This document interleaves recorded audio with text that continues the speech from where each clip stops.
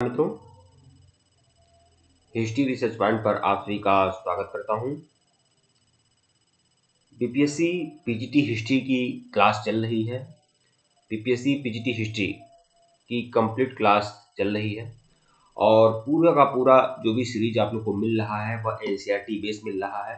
BPSC PGT का जो syllabus है वह आप लोगों ने देखा होगा। मैं पूरा का पूरा सिलेबस आप लोगों के सामने लाया हूं और पूरा का पूरा सिलेबस भी आप लोग को दिखाया हूं, बीपीएससी पीजीटी का और डीएसएसबी पीजीटी का। ठीक है, तो बीपीएससी पीजीटी हिस्ट्री का यह क्लास है और इसमें आप आज का जो क्लास है वह वन लाइनर सीरीज है। ठीक है, देखिए मैं एनसीईआरटी को बीपीएससी पीजीटी को 3 तरह से कंप्लीट कर रहा हूँ। एक तो टेस्ट सीरीज के माध्यम से और फिर उसके बाद लेक्चर्स वीडियो के माध्यम से और तीसरा वन लाइनर सीरीज, मतलब एक चैप्टर का पूरा वन लाइनर सीरीज हमारे द्वारा दे दिया जा रहा है। ठीक है, तो यह जो है आपका यह एनसीईआरटी हिस्ट्री का क्लास है, एनसीईआरटी हिस्ट्री का, और यह वन लाइनर सीरीज है। किस चैप्टर का वन लाइनर सीरीज है? तो 3 महाद्वीपों में फैला हुआ साम्राज्य, रोमन साम्राज्य का यह वन लाइनर सीरीज है। और केवल एक वीडियो में एक सिंगल वीडियो में आप लोग को पूरा वन लाइनर सीरीज आप लोग का कंप्लीट हो जाएगा। 3 महाद्वीपों में फैला हुआ साम्राज्य, रोमन साम्राज्य। जो लोग इस कोर्स को ज्वाइन करना चाहते हैं वह लोग हमारे ऑफिशियल व्हाट्सएप नंबर पर मैसेज कर सकते हैं। 8318397276 हमारा ऑफिशियल व्हाट्सएप नंबर है। डिस्क्रिप्शन में भी है, ऊपर भी शो हो रहा है, यहाँ पर भी शो हो रहा है। 1499 रुपए का कंप्लीट कोर्स है। आइए शुरुआत करते हैं। टेलीग्राम आप सभी लोग ज्वाइन कर लीजिएगा। आइए शुरुआत करते हैं। रोमन साम्राज्य के बारे में देखते हैं, क्या है रोमन साम्राज्य। देखिए, रोमन साम्राज्य काफी दूर दूर तक फैला हुआ था। रोमन साम्राज्य था वह काफी दूर दूर तक फैला हुआ था। मतलब यह है कि यह जो साम्राज्य है, रोमन साम्राज्य जो था वह 3 महाद्वीपों में फैला हुआ था। इसीलिए तो रोमन साम्राज्य को 3 महाद्वीपों में फैला हुआ साम्राज्य कहते हैं। तो इस साम्राज्य में आज का अधिकांश यूरोप मतलब यूरोप का अधिकांश भाग इसी साम्राज्य में था। इसके अलावा पश्चिमी एशिया मतलब एशिया का पश्चिमी भाग और उसके बाद उत्तरी अफ्रीका का काफी बड़ा हिस्सा इसमें शामिल था। कुल मिलाकर 3 महाद्वीपों को यह पूरी तरह से कैप्चर करता था। कौन? रोमन साम्राज्य। ठीक है, 3 महाद्वीपों को। दूसरा देखिएगा, रोम के इतिहासकारों के लिए अच्छा रोम के जो इतिहासकार लोग थे उन लोगों के लिए कैसे रोमन साम्राज्य के बारे में वह जानकारी प्राप्त किए, रोमन साम्राज्य के इतिहास का स्रोत क्या है, बस यह आप ध्यान रखिएगा। रोम के इतिहासकारों के लिए पाठ सामग्री, प्रलेख या दस्तावेज, जो भी रोमन साम्राज्य में जो भी दस्तावेज प्राप्त हुए वह रोमन इतिहास को जानने के एक महत्वपूर्ण स्रोत थे। उसके अलावा भौतिक अवशेष, जो भी इमारतें मिली, सिक्के मिले, मुद्राएं मिले, औजार मिले, ठीक है, आभूषण आदि मिले, वह सभी भौतिक अवशेष में आएंगे। तो भौतिक अवशेष और उसके अलावा दस्तावेज, यह रोमन साम्राज्य के इतिहास जानने के महत्वपूर्ण स्रोत थे।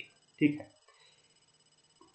इसके अलावा वर्ष वृत्तांत मतलब क्या था? देखिए, रोमन जो सम्राट हुआ करते थे, रोमन जो शासक वर्ग था, ठीक है, रोमन सम्राट जो हुआ करते थे, रोमन जो शासक वर्ग था, उस शासक वर्ग के बहुत सारे दरबारी इतिहासकार भी थे। जैसा कि अन्य साम्राज्य में अन्य शासकों के इतिहास को भी अगर आप लोग देखें, भारत में ही देखें, तो अलग अलग शासकों के अपने दरबारी होते थे। जो उस दरबारी वह लोग थे जो दरबारी थे और वह साथ में वह साहित्य भी रचते थे। ठीक है, कविता, कहानी, गीत, संगीत आदि रचा करते थे।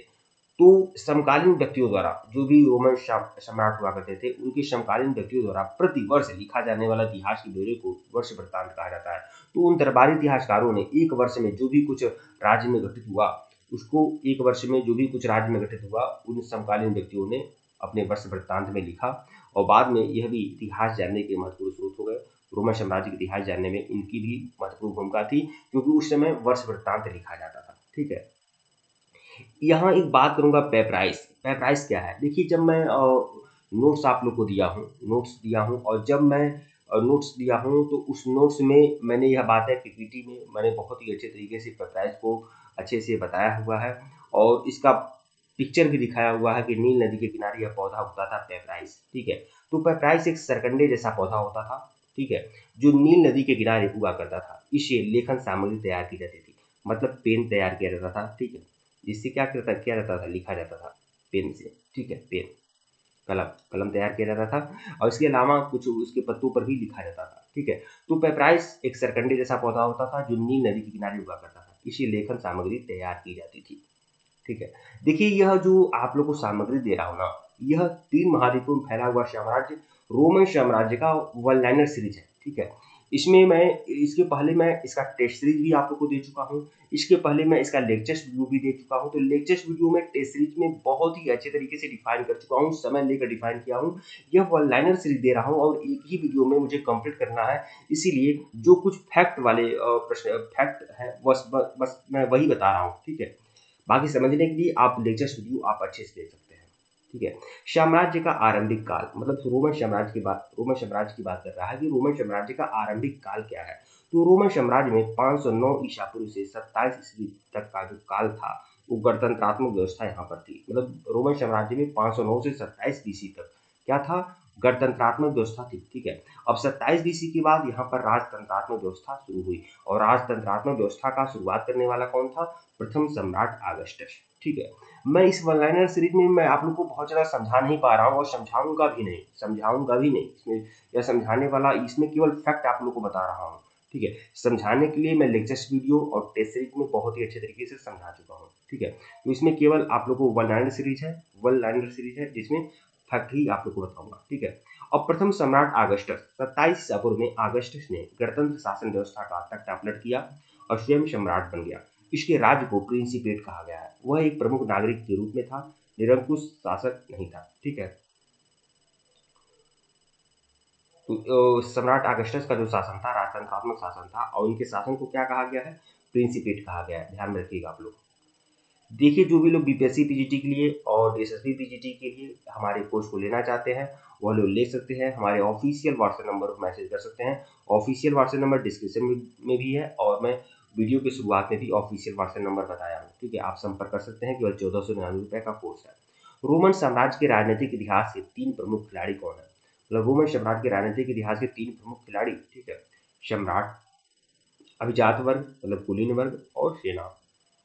ठीक है, ये 3 मुख्य खिलाड़ी थे, मतलब 3 ऐसे लोग थे जो साम्राज्य में उनकी महती भूमिका थी। ठीक है, प्रांतों की स्थापना, रोमन साम्राज्य में अलग अलग प्रांत थे। ठीक है, प्रांतों की स्थापना की गई क्योंकि साम्राज्य जो था बड़ा था, तो बड़ा साम्राज्य था तो वहाँ प्रांतों की स्थापना की गई। सार्वजनिक स्नान गृह, रोमन साम्राज्य में रोमन शासन व्यवस्था में सामाजिक समूह में सार्वजनिक स्नान घर भी था, सार्वजनिक स्नान गृह भी था। ठीक है, जहाँ सभी लोग स्नान किया करते थे किसी विशेष पर्व पर। ठीक है, तीसरी शताब्दी का संकट बहुत ही बढ़िया, बहुत ही बेहतरीन, ये आपका फैक्ट है। ठीक है, यह भरपूर टॉपिक है इस रोमन साम्राज्य के बारे में। तीसरी शताब्दी का संकट, दरअसल ये बात है कि तीसरी सदी में रोमन साम्राज्य जो था बहुत विपत्तियों से, बहुत ही आपत्तियों से घिरा हुआ था। ठीक है, और बहुत मुश्किलों का सामना कर रहा था रोमन साम्राज्य। तो प्रथम और द्वितीय सदियां शांति, समृद्धि और आर्थिक विस्तार की प्रतीक थी। लेकिन तीसरी सदी में क्या हुआ, तनाव भरा, जब ईरान के ससानी वंश के बार बार आक्रमण हुए। ठीक है, तो ईरान में उस समय कौन राजवंश था, ससानी राजवंश था, जो बार बार रोमन साम्राज्य पर आक्रमण किया। और इसी बीच जर्मन मूल की जनजातियों ने भी आक्रमण किया। मतलब तीसरी सदी में क्या हुआ, तीसरी सदी में ईरान के ससानी राजवंश ने भी आक्रमण करके रोमन साम्राज्य को ध्वस्त कर दिया, रोमन साम्राज्य को खोखला कर दिया। और इतना ही नहीं, बल्कि जर्मनी मूल की कुछ जनजातियों ने भी रोमन साम्राज्य पर बार बार आक्रमण करके उनकी अनेक प्रांतों पर कब्जा कर लिया। वो कौन कौन सी जनजाति थी जर्मनी मूल की जो बार बार रोमन साम्राज्य पर आक्रमण की थी, फ्रैंक, एन्नमलाई और गोथ। ये 3 जनजातियां थी जो जर्मनी मूल की जनजातियां थी जिसने रोमन साम्राज्य पर आक्रमण करके विभिन्न प्रांतों पर कब्जा किया। ठीक है, जिससे साम्राज्य में अस्थिरता आई थी। ठीक है, इसीलिए तीसरी शताब्दी का संकट कहते हैं, क्योंकि इस समय में ईरान के ससानी वंश ने भी बार बार आक्रमण किया और जर्मनी मूल की जनजातियों ने भी बार बार आक्रमण किया। ठीक है, ठीक है, और यह यही समझ लीजिए इतने बड़े संकट का यह समय था कि 47 वर्षों में, केवल 47 वर्षों में 25 सम्राटों का तख्तापलट हुआ था। ठीक है, इसीलिए इसे तीसरी शताब्दी का संकट कहते हैं। अगला देखिएगा टॉपिक, लिंग साक्षरता और संस्कृति। लिंग साक्षरता और संस्कृति, कहाँ की लिंग साक्षरता और संस्कृति की बात की जा रही है, रोमन साम्राज्य में लिंग व्यवस्था कैसी थी, साक्षरता व्यवस्था कैसी थी और संस्कृति कैसी थी, इसके बारे में बात किया जा रहा है। तो रोमन साम्राज्य में जो एकल परिवार का समाज में चलन था, समाज में कैसा परिवार होता था, एकल परिवार का समाज में चलन था। जो हमारी सीरीज को ज्वाइन करेंगे ना, जो बीपीएससी पीजीटी के लिए, एसएसबी पीजीटी के लिए, यूपीएससी के लिए, एनबीएस के लिए, केबीएस के लिए, यूजीसी नेट के लिए, जहाँ भी एनसीईआरटी जरूरी है, जो भी लोग हमारी सीरीज को ज्वाइन करेंगे, हमारे कोर्स को ज्वाइन करेंगे, 1499 रुपये का कंप्लीट कोर्स है। हमारे ऑफिशियल व्हाट्सएप नंबर डिस्क्रिप्शन में है और शुरुआत में भी बताया हूँ, लास्ट में भी बता दूंगा, हमारा ऑफिशियल व्हाट्सएप नंबर है।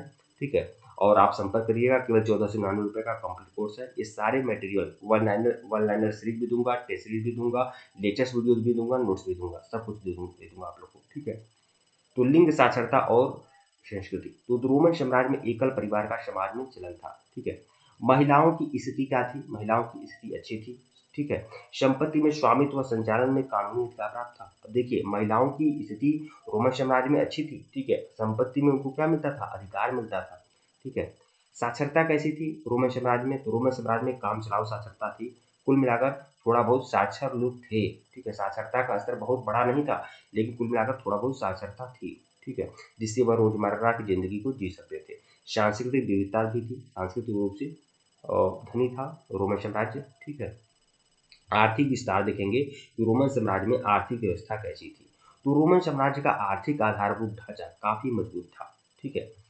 अब देखिए, बंदरगाह बंदरगाह था रोमन साम्राज्य में। अरे भाई, जिसका साम्राज्य 3 महाद्वीपों में फैला हो, वहां पर बंदरगाह तो रहेगा ही, ठीक है। बंदरगाह था, खाने थी, खदानें थी, ईंट भट्टे हुआ करते थे, जैतून के तेल के कारखाने अधिक मात्रा में व्याप्त थे, ठीक है। रोमन साम्राज्य की सबसे बड़ी विशेषता क्या थी? जैतून के तेल के कारखाने अधिक मात्रा में व्याप्त थे, ठीक है।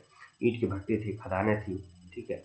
ये इनकी आर्थिक स्थिति की मजबूती को दिखा रहा है, ये सब चीजें, ठीक है। असाधारण उर्वरता के क्षेत्र होना, मतलब यहाँ पर जो क्या थे? उर्वरता वाले क्षेत्र थे, असाधारण उर्वरता का क्षेत्र यहाँ पर था। कुल मिलाकर पैदावार होती थी, जमीन जो थी उपजाऊ थी। सुगठित वाणिज्यिक एवं बैंकिंग व्यवस्था तथा धन का व्यापक रूप से उपयोग था, ठीक है। वाणिज्यिक व बैंकिंग व्यवस्था पूरी तरह से थी, ठीक है, और धन का व्यापक रूप से उपयोग होता था। यहाँ एक चीज देख लीजिएगा, यह फैक्ट बहुत ही ज्यादा इंपॉर्टेंट है आप लोगों के लिए। तरल पदार्थों की ढुलाई जिन कंटेनरों में की जाती थी उसे एम्फोरा कहा जाता था। मैं अपने नोट्स में देखिएगा, मैं अपना नोट्स वाला जो सीरीज चलाया हूँ, जो मैं अपना लेक्चर्स वीडियो दिया हूँ ना, पीपीटी माध्यम से दिया हूँ, पावर पॉइंट प्रेजेंटेशन के माध्यम से दिया हूँ, जाकर देखिएगा। उसमें मैंने बहुत ही अच्छे तरीके से कंप्लीट कराया हूँ। हालांकि यह वन लाइनर सीरीज है, तो इसमें मुझसे यह अपेक्षा न करिए कि मैं एक एक चीज को मैं बताऊंगा, क्योंकि मैं केवल एक वीडियो में एक चैप्टर में कंप्लीट कराता हूँ, ठीक है। तो देखिए, तरल पदार्थों की ढुलाई जिन कंटेनरों में की जाती थी उसे एम्फोरा कहते थे। एम्फोरा एक प्रकार का बर्तन हुआ करता था, ऐसे ऐसे बर्तन होता था, ठीक है। और इसे एम्फोरा बोलते थे। इसमें कौन सा पदार्थ रखा जाता था? तरल पदार्थ, मतलब द्रव वाले पदार्थ रखे जाते थे, ठीक है। स्पेन में उत्पादित जैतून का तेल, अब देखिए, इस जो बाकी तरल पदार्थ जो थे वो एम्फोरा में रखे जाते थे, लेकिन जैतून के तेल के लिए एक अलग प्रकार का कंटेनर होता था, ऐसे समझ लीजिए, ऐसे ही कंटेनर होता था। और इस कंटेनर को क्या बोला जाता था? ड्रेसर 20। ड्रेसर 20 नामक कंटेनर में जैतून के तेल रखे जाते थे, ठीक है। अब रोमन साम्राज्य में श्रमिक भी लोग थे, दास भी थे, ठीक है। तो श्रमिकों पर नियंत्रण कैसे रखा जाता था, ठीक है। दास व्यवस्था वहां पर कैसी थी, ठीक है। तो देखिए, दासता की मजबूत जड़ें रोमन साम्राज्य में थी, दासता की मजबूत जड़ें थी रोमन साम्राज्य में। दासता का बहुत ही गंदा घिनौना रूप देखने को मिलता है, बहुत ही गंदा रूप देखने को मिलता है, ठीक है। इतना ज्यादा दास प्रथा किसी भी साम्राज्य में, किसी भी संस्कृति में नहीं रही जो रोमन साम्राज्य में थी। यहाँ पर दासता की मजबूत जड़ें व्याप्त थी। इटली में 75 लाख की आबादी में 30 लाख दास थे। तो यह देख सकते हैं कितना बड़ा कुकर्म होता था। इटली में 75 लाख की आबादी में 30 लाख केवल दास हुआ करते थे, ठीक है। दासों को पूंजी निवेश का दर्जा प्राप्त था, मतलब जिसके पास जितना ज्यादा दास होता था ना, वो अपने आप को उतना ज्यादा समृद्ध समझता था। तो दासों को पूंजी निवेश का दर्जा प्राप्त था, मतलब अगर आपके पास एक तरह से, जैसे आज किसी के पास धन है तो वह सोना खरीद लेता है, चांदी खरीद लेता है, जमीन खरीद लेता है, मकान खरीद लेता है, फ्लैट खरीद लेता है, ठीक है। लेकिन उस समय क्या था? लोगों के पास दास जो थे वो पूंजी थे, पूंजी पूंजी निवेश था, मतलब 1000 दास खरीद लिया, महंगे दाम पर कहीं और बेच दिया, मतलब एक तरह से संपत्ति था उनके लिए, लोगों के लिए, ठीक है। और दासों के साथ क्रूरतापूर्वक व्यवहार किया जाता था, किसी प्रकार का कोई संकोच नहीं था, कोई संवेदनशीलता लोगों के पास नहीं दी जाता था, ठीक है। ग्रामीण ऋणग्रस्तता, अब ग्रामीण ऋणग्रस्तता क्या है? बहुत सारे लोग गांव में हुआ करते थे, तो वह मतलब ऋण नहीं चुका पाते थे, तो ऋणग्रस्तता के अभाव में ऋणग्रस्त हो जाते थे और उसके बाद वह दास बन जाते थे, ठीक है। सामाजिक श्रेणियां प्रारंभिक काल, तो मतलब सामाजिक श्रेणियां कैसी व्याप्त थी? रोमन साम्राज्य में सामाजिक श्रेणी कैसी थी, ठीक है, इस टॉपिक में इसे देखेंगे।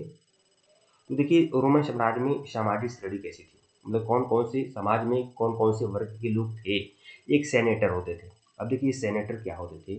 सेनेटर का मतलब आप समझ लीजिए सामंत, ठीक है। ये जो सेनेटर होते थे ना, ये सामंत हुआ करते थे, सामंत वर्ग होते थे, ठीक है। ये कुलीन वर्ग होते थे, ठीक है। तो सेनेटर होते थे। फिर अश्वारोही, अश्वारोही अश्वारोही क्या होते थे, इन्हें इन्हें नाइट कहा जाता था, नाइट कहा जाता था, ठीक है। फिर जनता का सम्मानित वर्ग भी उसमें आता था कुछ, ठीक है। फिर फुअर निम्नतर वर्ग, कुछ फुअर निम्नतर वर्ग आते थे, किसान आदि आते थे, मजदूर आदि आते थे। और जो सबसे निम्न थे वह होते थे दास, दास से निम्न कोई नहीं होता था, सबसे निम्न वर्ग होता था दास, ठीक है। तो समाज में इस इतने तरह के लोग हुआ करते थे, ठीक है। जैसे मान लीजिए सेनेटर हुआ करते थे, फिर अश्वारोही होते थे, जनता का सम्मानित वर्ग, बिशप, पोप, फादर आदि ये समझ सकते हैं, पादरी आदि, ठीक है। फूहड़ निम्नतम वर्ग और फिर उसके बाद दास। फिर देखिए परवर्ती काल, अभिजात और मध्यम वर्ग, मतलब परवर्ती काल मतलब बाद में ही समझ लीजिए, अभिजात वर्ग, मध्यम वर्ग और न्यूनतम वर्ग में यह विभाजित था पूरा समाज, ठीक है। भ्रष्टाचार और लूट खसोट, भ्रष्टाचार और लूट खसोट पूरा समाज में प्रचलन में था, ठीक है। समाज में भ्रष्टाचार हुआ करता था, लूट खसोट आदि था। परवर्ती काल में देखेंगे, परवर्ती काल मतलब कुछ समय बीतने के बाद, ठीक है। रोमवासी बहुदेववादी थे, रोम के लोग थे, किस देवता का पूजा करते थे, बहुदेववादी थे रोमवासी, मैं आपको बता दूं, ठीक है। एक देवी देवता का पूजा पूजा नहीं करते थे, बहुत सारे देवी देवताओं का पूजा रोमवासी करते थे, ठीक है। और वह कौन कौन से देवी देवताओं की पूजा करते थे रोमवासी, जुपिटर, जूनो, मिनर्वा और मार्स, जुपिटर, जूनो, मिनर्वा और मार्स जैसे देवी देवताओं की पूजा रोमवासी किया करते थे। यहूदी धर्म रोम साम्राज्य का एक अन्य बड़ा धर्म था। अब देखिए यहूदी धर्म जो था रोमन साम्राज्य का बड़ा धर्म था, ठीक है। रोमन साम्राज्य आपका जहाँ इजराइल है, फिलिस्तीन है, वहां तक रोमन साम्राज्य फैला हुआ था। और उस समय यहूदी धर्म क्या था, रोमन साम्राज्य का एक बड़ा धर्म था, ठीक है। सम्राट कांस्टेंटाइन ने ईसाई धर्म को राजकीय धर्म बनाने का निर्णय लिया। सबसे पहले सम्राट कांस्टेंटाइन ने ईसाई धर्म को क्या बनाया, रोमन साम्राज्य का राजकीय धर्म बनाया। उसके पहले यहूदी धर्म रोमन साम्राज्य का राजकीय धर्म था। सम्राट डायोक्लेशियन द्वारा सीमाओं पर किले बनवाए गए, और सम्राट डायोक्लेशियन ने सबसे पहले सीमाओं पर किले बनाने का निर्णय लिया। सीमाओं पर क्या बनाया, रोमन साम्राज्य की सीमा पर किले बनाने का निर्णय किसने लिया, सम्राट डायोक्लेशियन ने। साम्राज्य के पश्चिमी भाग में उत्तर से आने वाले समूहों, साम्राज्य के पश्चिमी भाग में उत्तर से आने वाले समूहों गोथ, बैडल, लोम्बार्ड आदि ने बड़े प्रांतों पर कब्जा कर लिया, बड़े प्रांतों पर कब्जा करके रोमोत्तर राज्य स्थापित कर लिया। मतलब रोम राज्य के उत्तर में राज्य स्थापित कर लिया किस समूहों ने, गोथ, बैडल और लोम्बार्ड। ये लोग क्या करते थे, ये रोमन साम्राज्य पर बार बार आक्रमण करते थे, रोम, बैडल और लोम्बार्ड, ठीक है। और इन लोगों ने बार बार आक्रमण करके प्रांतों पर कब्जा किया और रोमोत्तर राज्य स्थापित कर लिया। मतलब रोमन राज्य के उत्तर में राज्य स्थापित कर लिया इन लोगों ने, ठीक है। प्रांतों का पुनर्गठन करना, प्रांतों का पुनर्गठन हुआ, ठीक है।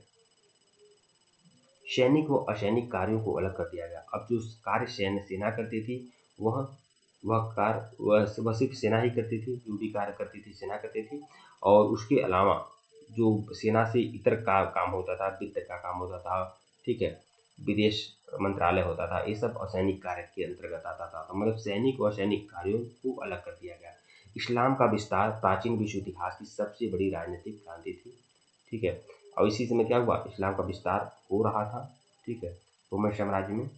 रोमन साम्राज्य को सामान्य तौर पर दो चरणों में बांटा जाता है, पूर्ववर्ती काल और परवर्ती काल विभाजित किया जाता है, ठीक है। परवर्ती काल और पूर्ववर्ती काल और परवर्ती काल। देखिए तीसरी सदी तक ये क्या था, पूर्ववर्ती काल था। और तीसरी सदी के बाद, तीसरी सदी के बाद तीसरी सदी के बाद जो काल था वह आपका परवर्ती काल। इस साम्राज्य की भाषाई विविधता भी थी। देखिए साम्राज्य जो था उसमें भाषाई विविधता भी थी। साम्राज्य की में जो प्रशासन की भाषा थी वह लैटिन और यूनानी भाषा का ही प्रयोग होता था, लैटिन भाषा का और यूनानी भाषा का, यह ध्यान रखिएगा, यह इंपॉर्टेंट है, ठीक है। प्रथम शताब्दी के मध्य तक उच्च कुल में जन्मे जूलियस सीजर के अधीन रोमन साम्राज्य वर्तमान ब्रिटेन और जर्मनी तक फैल गया था। जूलियस सीजर एक सेना नायक था। देखिए प्रथम सदी के मध्य तक, मतलब पहली सदी के मध्य तक जूलियस सीजर ने रोमन साम्राज्य को फैलाया था। जूलियस सीजर ने रोमन साम्राज्य को कहाँ तक फैला दिया था, ब्रिटेन और जर्मनी तक फैला दिया था, ठीक है। रोमन साम्राज्य में सीनेट एक ऐसी संस्था थी जिसने रोम की गणतंत्रात्मक सत्ता को अपने नियंत्रण स्थापित किया था। देखिए ये जो सीनेट है, सीनेट लिखा हुआ है, सेनेट का होना चाहिए, सेनेट। तो रोमन साम्राज्य में जो सेनेट थी एक ऐसी संस्था थी जिसने रोम की गणतंत्रात्मक सत्ता पर अपना नियंत्रण स्थापित किया था। मतलब ये जो सेनेट सेनेट होती थी, ये इसकी जो सेनेट जो होती थी, कई सारे कुलीन वर्ग मिलकर शासन किया करते थे। ठीक है, तो इसे ही बोला जाता है सेनेट। और इनकी जो व्यवस्था थी वह गणतंत्रात्मक व्यवस्था थी, गणतंत्रात्मक व्यवस्था इनकी थी। ठीक है, सम्राट और सेनेट के पश्चात सामाजिक शासन की एक दूसरी प्रमुख संस्था सेना थी। अब सम्राट और सेनेट के बाद जो सबसे प्रमुख सेना शासन व्यवस्था थी, और दूसरी प्रमुख संस्था कौन थी? सेना थी। ठीक है, इस साम्राज्य को विभिन्न प्रांतों में विभाजित किया गया तथा उनसे कर वसूला गया। साम्राज्य को विभिन्न प्रांतों में विभाजित किया गया और उनसे क्या हो गया? कर वसूला जाता था। ठीक है, अनेक नगरों में कार्थज, सिकंदरिया व एंटीओक भूमध्य सागरीय तटों पर स्थित बड़े शहरी केंद्र थे। ये शहरी केंद्र साम्राज्यिक प्रणाली के आधार स्तंभ थे। तो ये 3 प्रमुख शहर कौन कौन से थे? कार्थज, सिकंदरिया और एंटीओक। ठीक है, ये प्रमुख शहर थे जो भूमध्य सागरीय तटों पर स्थित बड़े शहरी केंद्र थे। ठीक है, तत्कालीन रोमन साम्राज्य में एकल परिवार व्यवस्था का प्रचलन था। विवाह आमतौर पर परिवार द्वारा ही आयोजित होता था। विवाह जो होता था परिवार द्वारा ही आयोजित होता था, लेकिन एकल परिवार का समाज में चलन था। ठीक है, रोमन साम्राज्य में सांस्कृतिक विविधता कई रूपों में दिखाई देती है। 3री शताब्दी के मध्य तक बाइबिल का कॉप्टिक भाषा में अनुवाद हो गया था। अब देखिए 3री शताब्दी के मध्य तक बाइबिल का अनुवाद हुआ था किस भाषा में? कॉप्टिक भाषा में। ठीक है, प्राचीन काल में दासों को पूंजी निवेश की दृष्टि से देखा जाता था। रोम की अर्थव्यवस्था तो दास श्रम पर ही आधारित थी। पहली सदी में दास प्रजनन की रीति भी अपनाई गई थी। मैंने अपने नोट्स में लेटेस्ट वीडियो में मैंने यह बातें आपको बताई ही है कि रोमन साम्राज्य में दास प्रजनन होता था। मतलब जबरदस्ती दास दासियों से संबंध बनाया जाता था। मतलब दास दासियों को ज़्यादा से ज़्यादा बच्चे पैदा करने को लिए प्रोत्साहित किया जाता था ताकि उनके बच्चे भी आगे चलकर क्या बने? दास बने। ठीक है, इतिहासकार टैसियस ने रोमन साम्राज्य का विस्तृत अध्ययन किया और उसे विभिन्न सामाजिक समूहों या वर्गों में विभाजित किया। ठीक है, तो सबसे पहले इतिहासकार टैसियस ने ही रोमन समाज का विस्तृत अध्ययन किया और उसे विभिन्न सामाजिक समूहों और वर्गों में विभाजित किया। मतलब विभिन्न सामाजिक समूहों में विभाजित करना रोमन समाज को किसका काम था? टैसियस का काम था। कॉन्स्टेंटाइन ने सोने पर आधारित नई मौद्रिक प्रणाली आरंभ की, जो कि परवर्ती काल में भी प्रचलित रही। परवर्ती काल मैंने बताया ना, 3री शताब्दी के संकट के बाद जो काल था वो क्या बोलते हैं? परवर्ती काल बोलते हैं।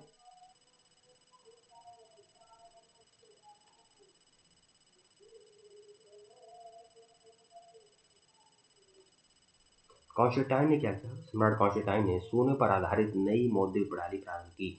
मतलब सोने का सिक्का प्रारंभ करने का श्रेय किसका है? कॉन्स्टेंटाइन का है। ठीक है, परवर्ती रोमन साम्राज्य में नौकरशाही के उच्च व मध्य वर्ग दोनों अपेक्षाकृत बहुत धनवान थे। ठीक है, क्योंकि उन्हें अपना वेतन सोने के रूप में प्राप्त होता था। इसके साथ ही इस काल में भ्रष्टाचार अत्यधिक फैल चुका था। कब? परवर्ती काल में। रुद्र प्रवास, ऊंचे पहाड़ी क्षेत्रों और नीचे के मैदानी इलाकों में भेड़ बकरियों तथा अन्य जानवरों को चराने के लिए चरवाहों की खोज में ग्वालों चरवाहों का मौसम के अनुसार वार्षिक आवागमन होता था। मतलब उस समय क्या होता था? कुछ लोग ऐसे होते थे ऋतु प्रवास मतलब क्या होता है कि एक मतलब ऋतु के अनुसार अपना स्थान बदलना। तो यह काम कौन करता था? यह काम रोमन समाज में कौन करता था? तो भेड़ बकरियां चराने वाले जो चरवाहे होते थे वह ऋतु प्रवास किया करते थे। ठीक है, दिनारियस देखिए यह महत्वपूर्ण मुद्रा है और यह चांदी का सिक्का होता था। रोम का एक चांदी का सिक्का होता था दिनारियस। ठीक है, यह कितने ग्राम का होता था? 4.5 ग्राम का होता था। बहुत ही ज्यादा इंपॉर्टेंट है, ध्यान में रखिएगा। विशुद्ध चांदी का सिक्का था। कॉन्स्टेंटाइन द्वारा, देखिए सम्राट कॉन्स्टेंटाइन जिन्होंने ईसाई धर्म को राजकीय धर्म बनाया था, इसने सोने का सिक्का प्रचलित किया था। ठीक है, तो सम्राट कॉन्स्टेंटाइन द्वारा प्रचलित सिक्के को सॉलिडस कहा जाता है। यह सिक्का 4.5 ग्राम शुद्ध सोने से निर्मित था। अब देखिए मैंने 2 सिक्के बताए हैं, एक दिनारियस बताया है जो रोम का इस चांदी का सिक्का था। रोमन साम्राज्य में था, चांदी का सिक्का था, 4.5 ग्राम का होता था। और एक कॉन्स्टेंटाइन ने सोने का सिक्का जारी किया था, यह सिक्का 4.5 ग्राम का होता था और इसका नाम क्या था? सॉलिडस। ठीक है, अब देखिए यही बोल रहा हूँ, यहाँ पर जो यह सीरीज मैं लाया हूँ यह वन लाइनर सीरीज है, इसमें फैक्ट भर भर के मिलेगा आप लोगों के लिए। ठीक है, और बहुत ही ज़्यादा महत्वपूर्ण मिलेगा। 5वीं सदी तक साम्राज्य राजनीतिक दृष्टि से विखंडित हो गया था। अब देखिए 5वीं सदी में क्या हुआ, साम्राज्य जो था रोमन साम्राज्य वो विखंडित हो चला था, ठीक है। लेकिन अपने पूर्वी आधे भाग में रोमन साम्राज्य अखंड और अधिक समृद्धि बना रहा। मतलब आधे भाग में तो सही था, ठीक है, लेकिन आधा भाग क्या हुआ, विखंडित हो गया। 7वीं सदी और 15वीं सदी पूर्वी रोम के अधिकांश भाग को अरबों द्वारा कब्जे में ले लिया गया। यही कारण है कि अरब प्रदेश से शुरू होने वाले इस्लाम धर्म के विस्तार को प्राचीन विश्व इतिहास की सबसे बड़ी राजनीतिक क्रांति की संज्ञा दी जाती है, ठीक है। मतलब जो अरब समाज में जो रेवोल्यूशन हुआ था, जो अल्लाह के प्रति उन लोगों का अलग जज्बा था और उन लोगों ने पूरी दुनिया को मतलब कि यह जीतना चाहा, इस्लाम फैलाना चाहा, तो उसने रोमन साम्राज्य को भी नहीं छोड़ा और वहाँ पर भी तहस नहस कर दिया, ठीक है। लेकिन वह रोमन साम्राज्य के आधे भाग को ही अपने कब्जे में ले पाए, ठीक है। रोमन साम्राज्य में सांस्कृतिक विविधता थी, जैसे धार्मिक संप्रदायों, अनेक देवी देवताओं, वेशभूषा। देखिए अब देखिए रोमन साम्राज्य में क्या थी, सांस्कृतिक विविधता थी, ठीक है, क्योंकि धार्मिक संप्रदाय भी अलग अलग थे, ठीक है, अनेक देवी देवताओं की पूजा होती थी, वेशभूषा भी अलग अलग था, बोलचाल की भाषाएं भी अलग अलग थी, तरह तरह के भोजन बस्तियों के भी अलग अलग रूप थे। आज ये जब समाज ही इतना बड़ा था तो विविधता तो होगी, तो सांस्कृतिक विविधता पर्याप्त मात्रा में रोमन साम्राज्य में देखी गई थी। 8318397276 हमारा ऑफिशियल व्हाट्सएप नंबर है। केवल 1499 का कंप्लीट कोर्स है बीपीएससी पीजीटी के लिए, ठीक है, बीपीएससी पीजीटी के लिए, यशस्वी पीजीटी के लिए, ठीक है। तो जो भी लोग हमारे कोर्स को ज्वाइन करना चाहते हैं ज्वाइन कर सकते हैं। केवल 1499 का कोर्स है और पूरी एनसीईआरटी आपकी कंप्लीट हो रही है। 6 to 12 की पूरी एनसीईआरटी आपकी कंप्लीट होगी हिस्ट्री की, ठीक है मित्रों। वीडियो को लाइक और चैनल को सब्सक्राइब करिएगा। धन्यवाद।